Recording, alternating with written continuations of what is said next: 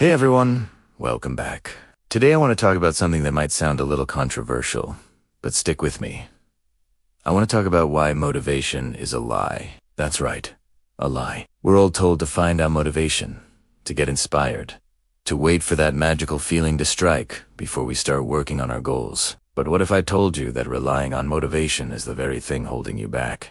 Think about it.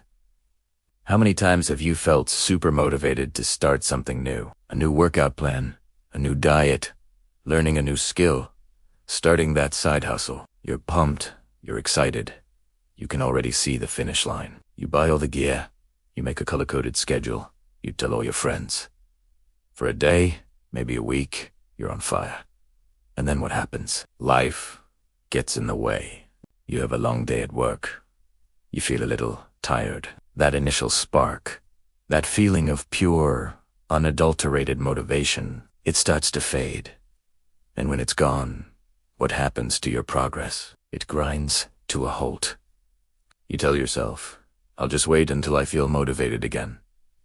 But that feeling might not come back for days or weeks. And just like that, another goal bites the dust. This is the trap of motivation. It's an emotion, a fleeting feeling. It's like a sugar rush. It feels amazing while it lasts, but it's temporary, and the crash is inevitable. You can't build a house on a foundation of feelings, and you can't build a successful life on a foundation of motivation. It's unreliable. It's fickle. It depends on your mood, your energy levels, the weather.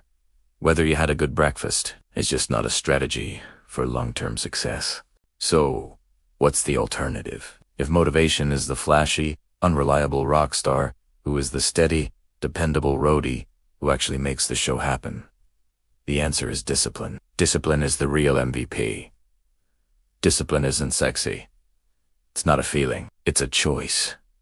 It's the decision to show up and do the work, especially when you don't feel like it. It is getting out of bed for that 6 a.m. workout when it is cold and dark and your bed feels like a warm, cozy paradise. It's sitting down to write that chapter, code that app, or practice that instrument after a draining day when all you want to do is collapse on the couch and binge watch a new series.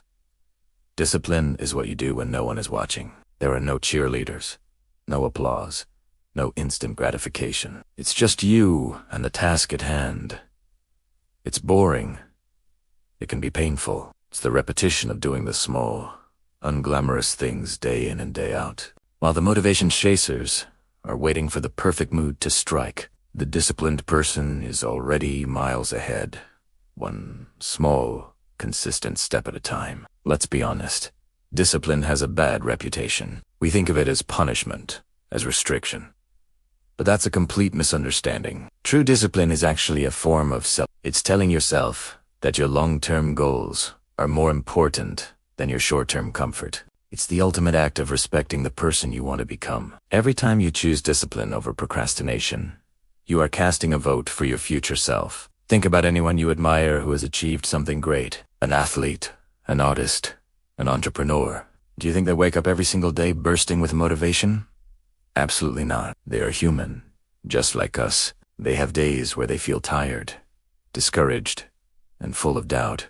But what separates them is their discipline. Their commitment is not to the feeling of motivation, but to the process itself. They have built systems and habits that carry them through the days when motivation is nowhere to be found. This is the key. You have to build the system that makes showing up the default.